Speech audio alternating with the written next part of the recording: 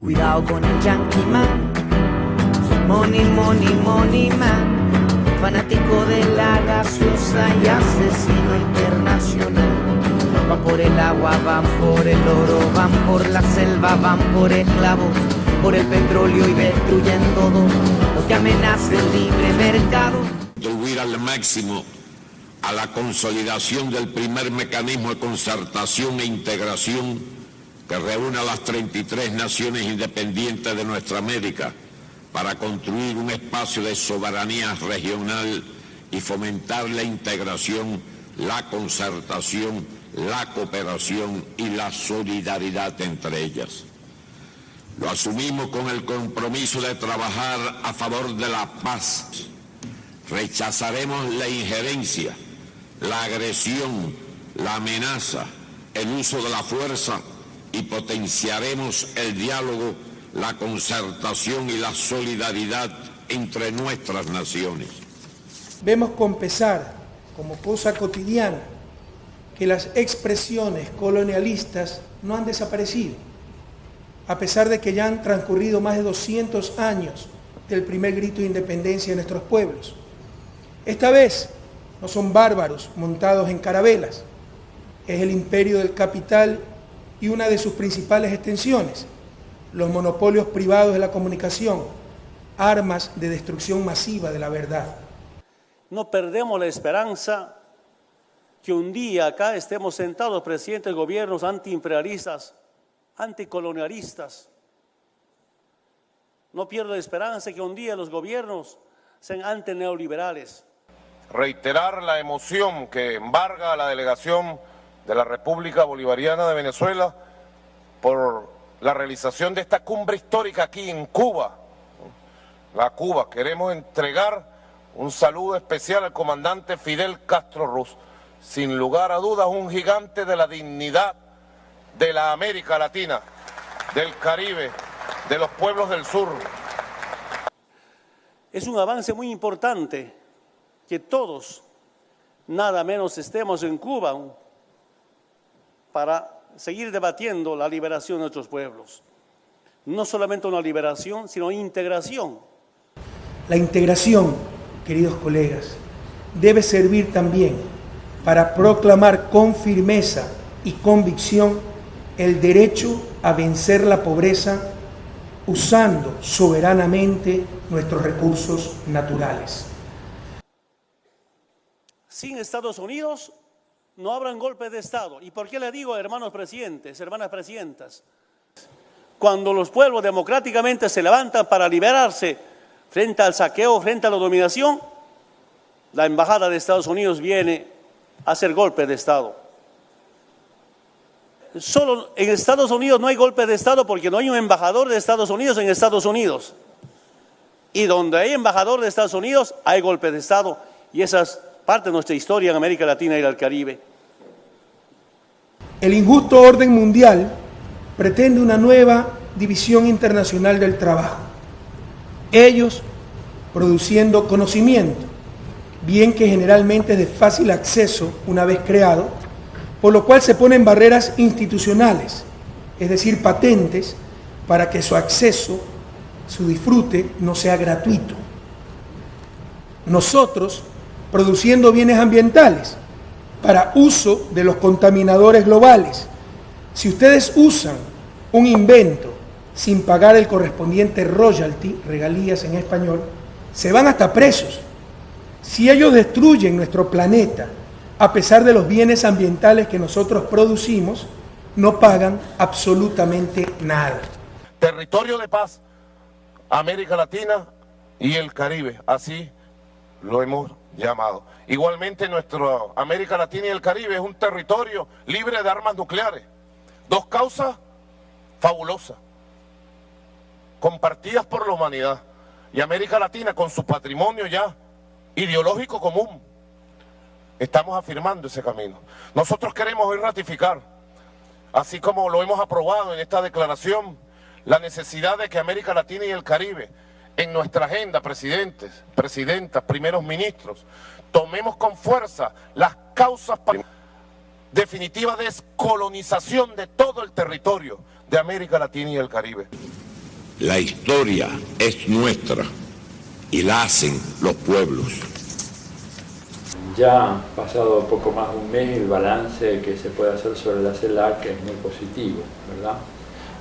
Primero el hecho de que se hubiera hecho esa reunión, que muchos pensaban que no iba a tener lugar. Es más, hubo una ofensiva muy fuerte del gobierno de Estados Unidos presionando a la gran mayoría de los países de América Latina y el Caribe para que no concurrieran a la CELAC, a la segunda cumbre que tuvo lugar en Cuba. Esa presión no tuvo éxito, hubieron 33 países que participaron en la CELAC y eso fue realmente una derrota muy fuerte de la diplomacia norteamericana, porque ellos habían hecho una apuesta muy fuerte a que en el futuro, digamos, después de la primera cumbre que se hizo en Santiago de Chile, la CELAC iría a languidecer. De hecho, ocurrió todo lo contrario. En segundo lugar, no solamente hubo una segunda cumbre, sino se hizo en La Habana, ¿verdad? Y Estados Unidos presionó mucho diciendo que hacerlo en La Habana sería darle un espaldarazo, esta fue la expresión que utilizaron en Estados Unidos, un fuerte espaldarazo a un gobierno que Estados Unidos, sabemos, persigue, castiga, hostiga, bloquea por todos los medios.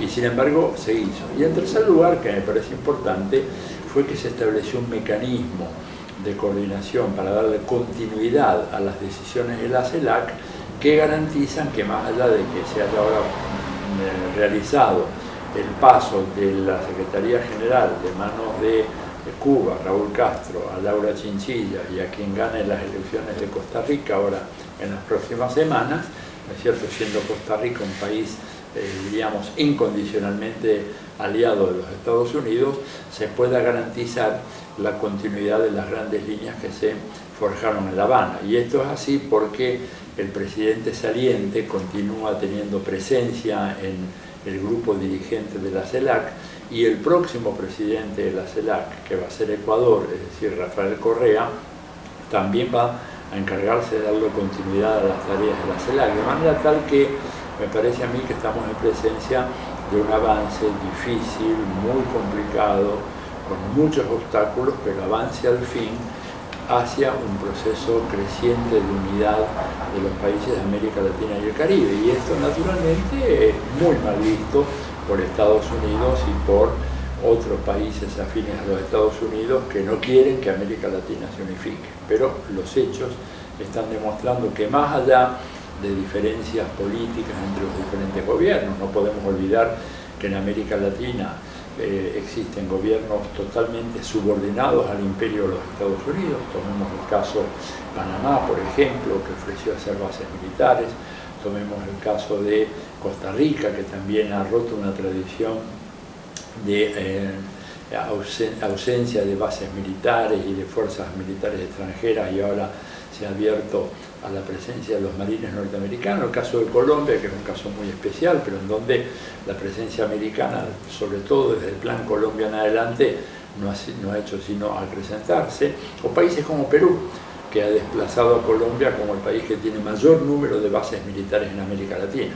Pero junto con estos países, bueno, están los países bolivarianos, está Cuba, Venezuela, Bolivia, Ecuador, las islas del Caribe, algunas poquitas, y están los países, digamos, del Atlántico Sur, del Cono Sur, fundamentalmente Brasil y Argentina y Uruguay, que de alguna manera acompañan a los bolivarianos. Entonces, pese a todo este complejo cuadro, pese a todo este muy complejo cuadro sociopolítico regional, es evidente que la CELAC ha logrado dar un avance muy, muy importante y esperamos que continúe por esta senda. ¿Pueden hablar algunos de los temas que se tomaron en agenda en el desarrollo de la segunda cumbre de la CELAC? Sí, algunos de los temas más importantes que trataron en la CELAC, a mi juicio, digamos, 2 o 3 muy importantes fueron: primero, la ratificación de América Latina como una zona de paz. Una zona de paz quiere decir una zona en donde los conflictos internos de los países tienen que ser resueltos internamente y por la vía de la negociación, ¿no es cierto?, y no por la vía de la violencia, que es lo que estamos viendo hoy, por ejemplo, en varios países de América Latina. En segundo lugar, una América Latina como una zona desnuclearizada, lo cual hoy está como un gran interrogante. No sabemos, ¿verdad?, ¿Por qué? Porque tenemos las sospechas muy fundadas de que hay armamento nuclear en las Islas Malvinas, que en esa base de la OTAN, en realidad es una base británica arrendada a la OTAN, pero que la OTAN a su vez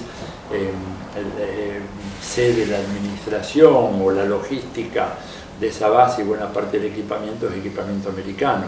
En este sentido no podemos engañarnos. Cuando hablamos de la OTAN, yo siempre hablo de lo que dice, por ejemplo, el New York Times en varios de sus artículos. Recuerda que el nervio y el músculo de la OTAN es la Fuerza Armada de los Estados Unidos, ¿verdad? Entonces podemos tener armamentos nucleares en las Malvinas y podemos tener probablemente algunos armamentos nucleares también, no se sabe, ¿no es cierto?, en países como Colombia, porque el acuerdo Uribe-Obama es un acuerdo mediante el cual el Estado colombiano se abstiene de inspeccionar las cargas que entren al país, los cargamentos que entren al país amparados por ese acuerdo, de manera tal que no sabemos lo que hay en las bases que tienen los Estados Unidos, que son por ejemplo en Palenquero o en algunas otras, que puede ser que haya armamento nuclear. No quiero decir que lo haya, ¿no? Pero sí quiero decir que no sabemos, porque además hay un tratado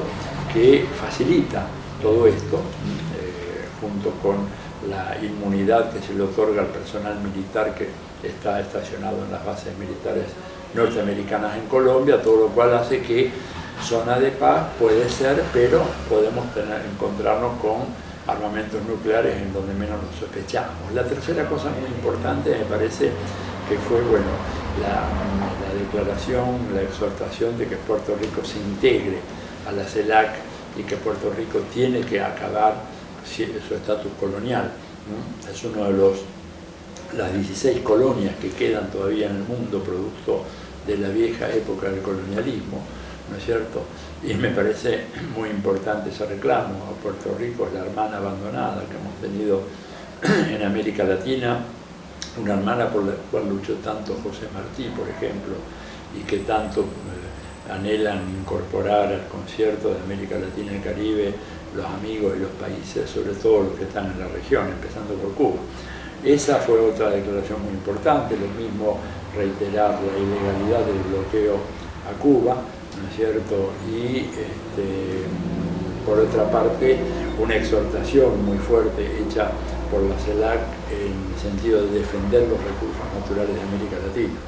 En un mundo en donde las grandes potencias se están matando por acceder a los recursos naturales, que en realidad son bienes comunes de la humanidad, que están distribuidos en todo el planeta, la CELAC llama a actuar con extraordinario cuidado, con mucha prudencia, tratando de preservar para sucesivas generaciones estos dones de la naturaleza, ¿no?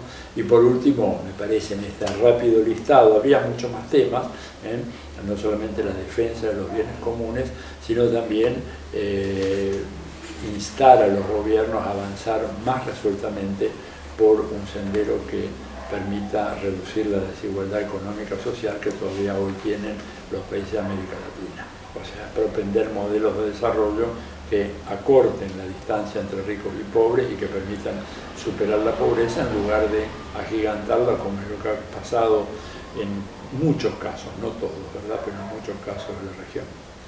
Los países de la Alianza del Pacífico piensan que el camino del libre comercio entre nosotros, por ejemplo, o frente al resto del mundo, es el camino que más nos va a ayudar a crecer más rápido. Habrá libre circulación de personas, ya la hay, bienes, capitales, estamos integrando nuestros sistemas financieros, las bolsas, todo eso nos hace más competitivos, para poder crecer más, para poder ser más efectivos en la lucha contra la pobreza y contra las desigualdades. Sobre la Alianza del Pacífico, todos tenemos derecho a buscar nuestras alianzas. Pero yo escuché que mediante la Alianza del Pacífico, ¿cómo se privatiza o se liberaliza los servicios básicos? Para nosotros los servicios básicos es un derecho humano. Estamos hablando del agua. Estamos hablando de comunicación. energía, agua, comunicación. Los servicios básicos no pueden ser un negocio privado para nuestros pueblos. ¿Qué tensiones se expresaron en la cumbre, ¿no? En caso, por ejemplo, el papel de Colombia y su política pro-estadounidense, en cierto caso? Sí, el papel de Colombia fue evidentemente muy importante, porque Colombia es, digamos, lo que según algunos analistas denominan la Israel de América Latina, ¿no es cierto? O sea, la gran base de operaciones militares que tiene Estados Unidos en la región. Pero, de todas maneras, el gobierno colombiano ha actuado con mucha cautela, porque se da cuenta de que su situación es una situación muy delicada. Primero, hay un conflicto armado de más de medio siglo que no logra resolverse y que está en un proceso de diálogo, ¿verdad?, que puede ser muy lento, pero que es el único camino para resolver el problema. En segundo lugar, digamos, la desconfianza que genera la situación interna colombiana, en donde uno ve, por ejemplo, la presencia del uribismo como un elemento irritativo muy fuerte, como una política de promoción de la violencia y de exportación de la violencia paramilitar hacia los países vecinos, fundamentalmente hacia Venezuela. Eso estuvo ahí, pero lo manejaron porque creo que primó la necesidad de contener todas esas diferencias y tensiones dentro de un mismo proyecto, porque desarmar el proyecto sería una gran victoria para los Estados Unidos. Y creo que aún los gobiernos más de derecha de América Latina, incluyendo el caso de Colombia, saben muy bien que Estados Unidos desatado, sin ningún control o sin ningún equilibrio que pueda plantearse en esta parte del mundo, bueno, claramente sería un problema muy serio para todos los países, incluyendo aquellos países que son aliados.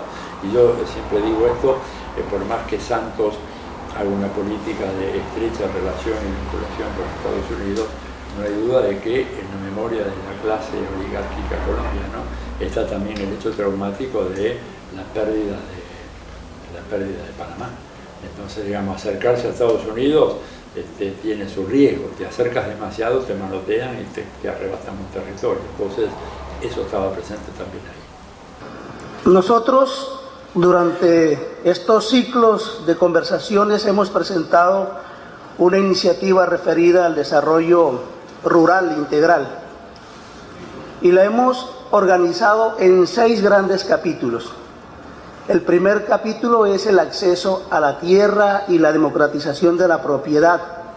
El segundo capítulo es el ordenamiento social y ambiental democrático y participativo del territorio, el derecho al agua, los usos de la tierra.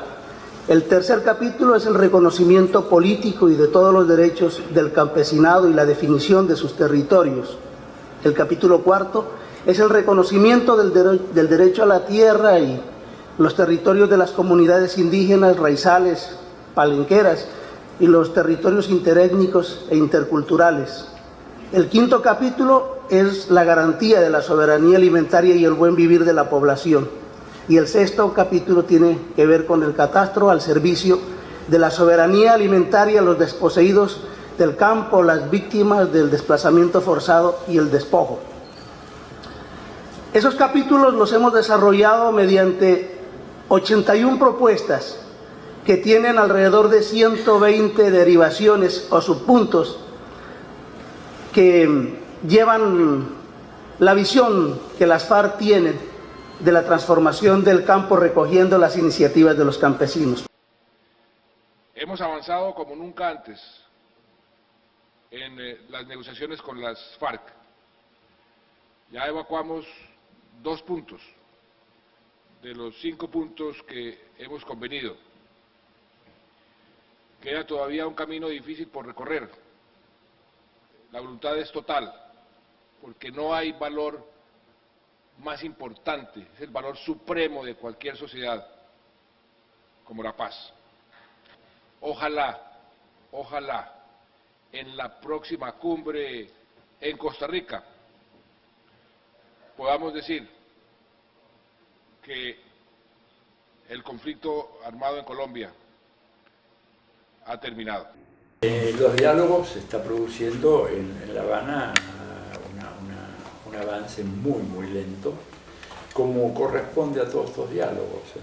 Tenemos que tener en cuenta el tiempo enorme que ha insumido el proceso de paz en Irlanda, ¿no es cierto? Los acuerdos entre el ejército republicano irlandés y las autoridades británicas. Fueron negociaciones que duraron décadas, de manera que pensar que esto se arregla de la noche a la mañana me parece que es ilusorio.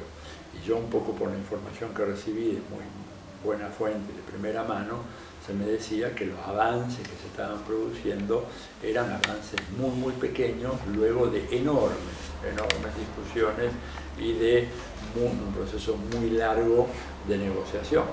Pero se iba avanzando. Y yo creo que en este sentido hay que evitar caer víctimas en la impaciencia. Este conflicto, que tiene más de medio siglo, no se puede arreglar de la noche a la mañana, exige una tarea muy larga que va a llevar varios años, sobre todo además porque hay otro factor muy importante. A diferencia del caso del ejército republicano irlandés y el gobierno británico, acá hay un tercer actor que no está presente en La Habana o que no está presente directamente, y que es Estados Unidos. Y hay que ver si para Estados Unidos le conviene o no le conviene la paz en Colombia, digamos. Y ahí Estados Unidos tiene una enorme ambigüedad. Por una parte no le conviene, ¿verdad? Porque mantiene su presencia, justifica su presencia, diciendo que bueno, la situación del conflicto armado requiere la cooperación de Estados Unidos, etcétera, etcétera. Pero también Estados Unidos sabe que si el conflicto armado llega a ser resuelto, el ejército colombiano tendría las manos libres para arrojarse sobre Venezuela. O sea, este dilema es un dilema que de alguna manera hace que Estados Unidos no tenga una postura clara,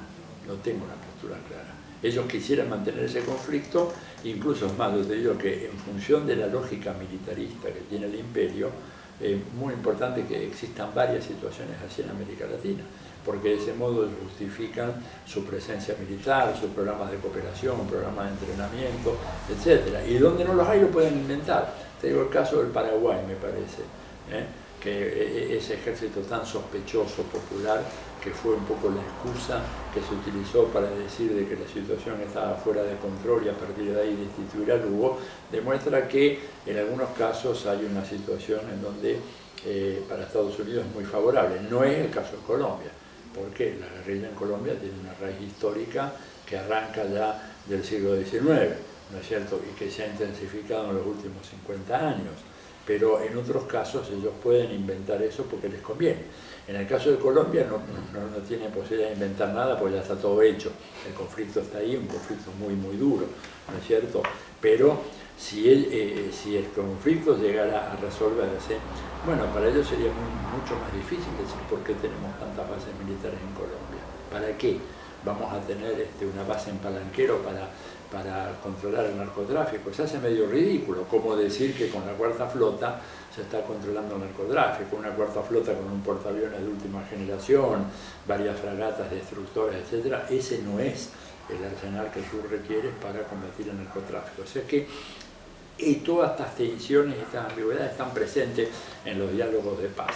Yo creo de todas maneras que ha habido avances pequeños pero importantes y que hay que seguir impulsando y obligando al gobierno colombiano a reconocer que tiene que ceder en algunos puntos absolutamente clave, que son no negociables, ¿no es cierto? El tema agrario, el tema, digamos, del desarme de los paramilitares, la cuestión de las políticas absolutamente descontroladas de los aparatos represivos, son obstáculos insalvables para cualquier negociación, salvo que el gobierno de Colombia realmente haga un esfuerzo serio para demostrar que cuando hace una promesa no va a pasar lo que pasó con la Unión Patriótica en los años 80, ¿verdad? Y este es uno de los grandes desafíos.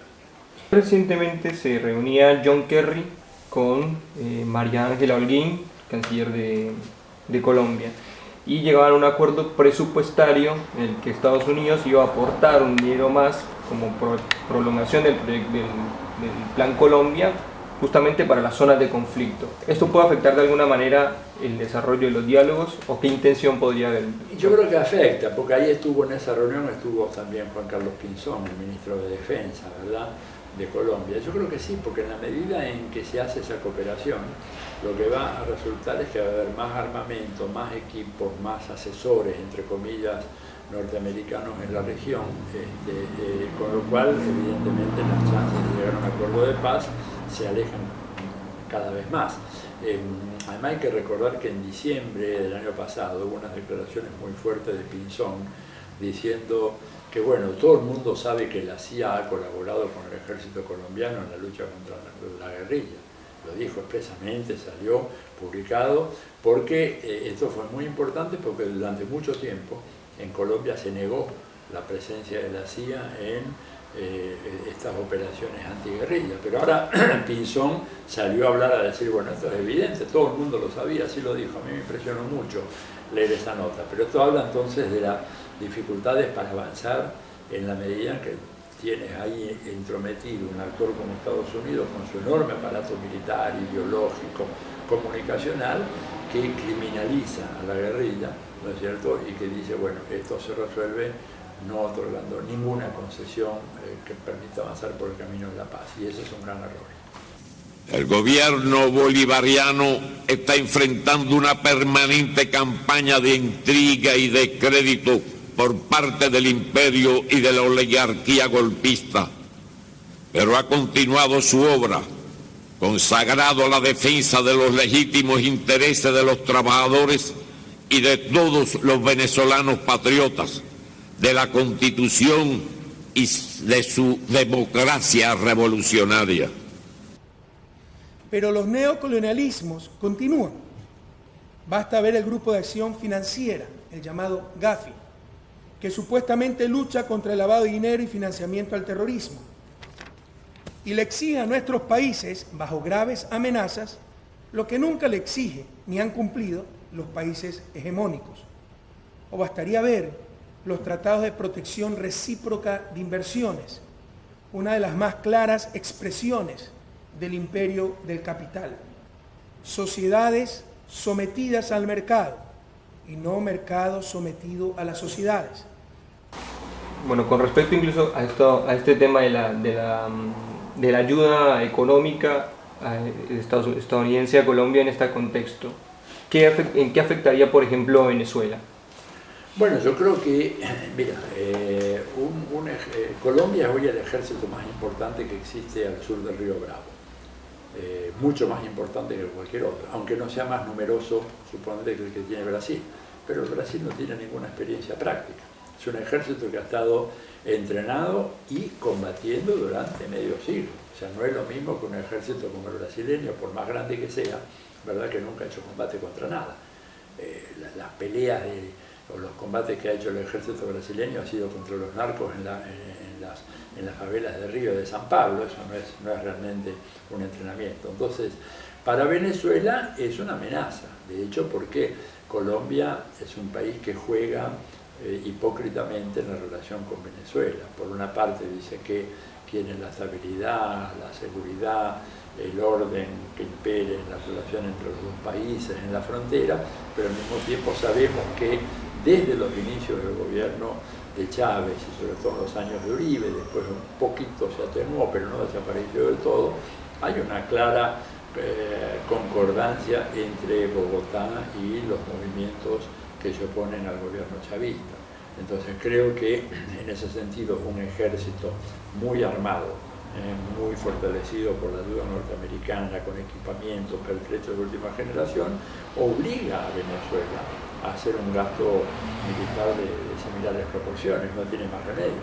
Venezuela tuvo que embarcarse, ¿no es cierto?, en un proceso armamentista muy fuerte por la amenaza permanente de Estados Unidos, pero sobre todo por la amenaza de un país vecino como Colombia, que tiene fronteras que, como yo digo muchas veces acá a los argentinos, a veces les cuesta imaginarse, porque nosotros las fronteras que tenemos están muy demarcadas por grandes ríos o por la cordillera de los Andes, pero yo les digo que pasar de cierta zona, en la Guajira si no me equivoco, que pasar de Colombia a Venezuela es como pasar de la provincia de Santa Fe a la provincia de Córdoba, ni te das cuenta, no hay ningún obstáculo natural significativo que diga, bueno, acá termina un país, acá empieza el otro, todo lo cual hace entonces que el temor por parte de Venezuela, ¿no es cierto?, pueda ser realmente muy grande a una agresión militar o a esta infiltración de paramilitares para armar desorden y problemas o desmanes como los que estamos viendo recientemente en Venezuela. ¿Cuáles eran los intereses que estaban detrás del plan de desestabilización en Venezuela? Mira, Venezuela es el caso fundamental para entender toda la política de Estados Unidos hacia América Latina. Es un poco un microcosmos que refleja la política norteamericana hacia todo el hemisferio. Venezuela es objetivo fundamental para los Estados Unidos porque, según el Instituto Internacional del Petróleo, el OPEP, hoy por hoy tiene la mayor reserva de petróleo del planeta. Ha desplazado a Arabia Saudita y a todos los demás países. Y para un país tan profundamente dependiente del petróleo como Estados Unidos, y que requiere una parte muy importante del petróleo que se importe del exterior, si bien ahora se dice que ellos van a ser autosuficientes, eso son operaciones propagandísticas, porque en realidad lo que está pasando con el shale oil, el petróleo de esquistos, es todo un tema que no autoriza pensar eso, pero bueno, ellos lo usan como instrumento de negociación para bajar el precio del petróleo. Venezuela tiene esa enorme cantidad de petróleo y la tiene muy cerca, la tiene a 3 días y medio de navegación de un barco desde el lago de Maracaibo, desde la faja del Orinoco, llegan 3-4 días como máximo a Houston, contra los 35 días que se demora un barco que llega al Medio Oriente. Entonces es obvio de que para ellos controlar el petróleo venezolano es fundamental. Y con Chávez perdieron ese control. Entonces, ahí lo que tienes en el caso de Venezuela es, por una parte, aquellos que fueron desalojados de sus posiciones de poder, de sus prerrogativas, y que perdieron sus grandes negocios como producto de la revolución bolivariana, ¿no es cierto?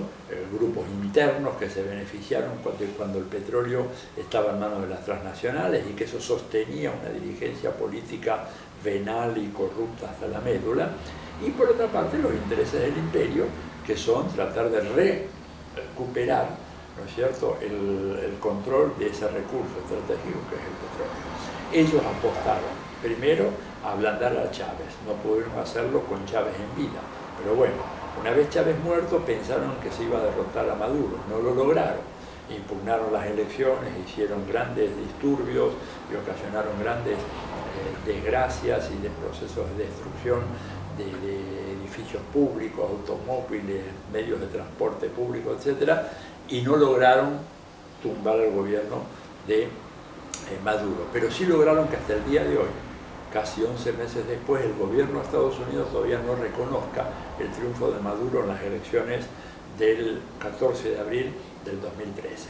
Entonces ahí lanzaron un plan de desestabilización económica que progresivamente fue creando una situación caótica, objetivamente, en Venezuela, con tasas de inflación fenomenales, un tipo de cambio que se fue a las nubes, todo producto de una enorme especulación que el gobierno bolivariano no ha podido hasta ahora combatir con la fuerza y la entereza que se requería, ¿verdad?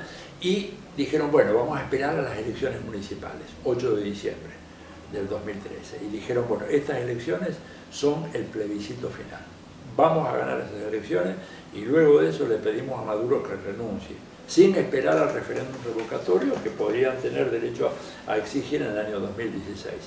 Para gran sorpresa de la derecha y de Estados Unidos, van a esas elecciones y resulta que el resultado es mucho peor que el que habían tenido en abril. Perdieron por poco más del 10% de los votos y 1 millón de votos. Entonces, eso, combinado con lo de la cumbre de la CELAC, vamos a la primera pregunta, hizo que el imperio dijera, bueno, acá hay que acabar con todas las contemplaciones, con todos los escrúpulos, con todos los respetos a las reglas del juego y al buen comportamiento y a la oposición pacífica. Acá salimos a reventar este proceso y lanzamos a la calle gente, pero fundamentalmente grupos armados, preparados, financiados por los Estados Unidos, reclutados en el bajo fondo de la sociedad venezolana, el lumpenaje que existe en todos nuestros países y que a cambio de unos pocos dólares son capaces de ir, incendiar escuelas, hospitales, balear gente, etc. Y en eso están en este momento. Va a ser un momento muy difícil para Venezuela tratar de absorber todo esto, porque aunque Nicolás Maduro haya hecho un llamamiento a la paz, para que haya paz se requiere el acuerdo de 2 partes. Y Estados Unidos ha lanzado esta jauría, ¿no es cierto?, con la complicidad de la derecha sediciosa, ¿verdad?, venezolana, que no quiere la paz. Y digo sediciosa, y con esto termino, porque lo que está viendo en Venezuela no es simplemente una oposición pacífica, hay una sedición, es decir, una tentativa de cambiar el orden constitucional y las autoridades legítimamente electas por medio de actos violentos. Cuidado con el Yankee Man, money, money, money man, fanático de la gaseosa y asesino internacional. Van por el agua, van por el oro, van por la selva, van por esclavos, por el petróleo y destruyen todo lo que amenaza el libre mercado.